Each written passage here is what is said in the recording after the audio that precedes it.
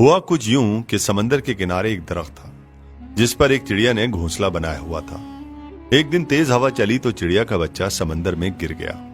चिड़िया बच्चे को निकालने लगी तो इसके पर गीले हो गए और वो लड़खड़ा गई। उसने समंदर से कहा, अपनी लहरों से मेरा बच्चा बाहर फेंक दे, लेकिन समंदर ने ऐसा करने से इनकार कर दिया।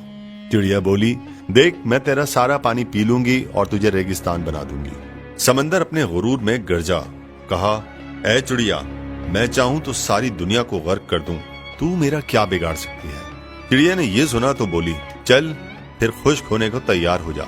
ये कहकर उसने समंदर से पानी का एक घूंट भरा और उड़कर दरख्त पर बैठ गई। फिर आई, घूंट भरा और फिर दरख्त पर जा बैठी।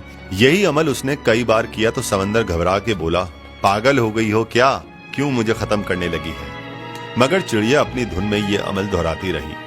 अभी उसने सिर्फ 20-25 बार ही पानी के घूंट पिए होंगे कि समंदर ने एक जोर की लहर मारी और चिड़िया के बच्चे को समंदर से बाहर फेंक दिया। दरख्त जो काफी देर से ये सब देख रहा था समंदर से बोला, ऐ ताकत के बादशाह, तू जो सारी दुनिया को पल भर में गर्क कर सकता है, इस कमजोर सी चिड़िया से डर गया। ये बात मेरी समझ में नहीं आई। समंदर बोला, तू क्या समझा जो तुझे एक पल में मैं उखाड़ सकता हूँ, एक पल में दुनिया गर्क कर सकता हूँ। इस चिड़िया से डरूंगा? ऐसा नहीं है। दरअसल मैं तो एक माँ से डरा हूँ, माँ के जज्बे से डरा हूँ। एक माँ के सामने तो अर्श हिल जाता है, तो मेरी क्या मजाल। जिस तरह वो पानी पी रही थी मुझे लगा वो मुझे रेगिस्तान बना ही देगी।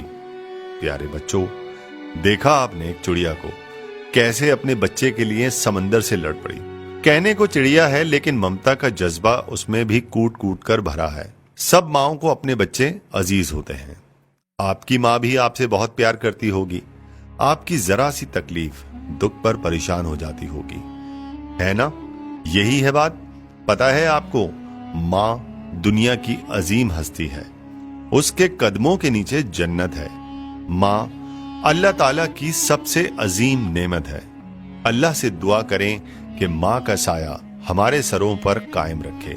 हम सबको वालिदैन के हुकूक और अपने फराइज को समझने की तौफीक दे। हमें अपने वालिदैन की खिदमत करने की तौफीक अता फरमा, आमीन।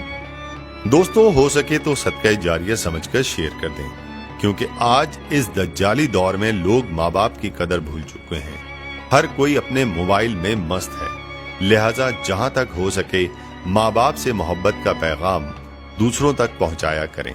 अल्लाह मुझ गुनाहगार समेत तमाम सुनने वालों की माँ को लंबी जिंदगी अता फरमाए और जिनकी माएं इस दुनिया से जा चुकी हैं उनकी बख्शिश और निजात फरमाए, आमीन सुम्मा आमीन।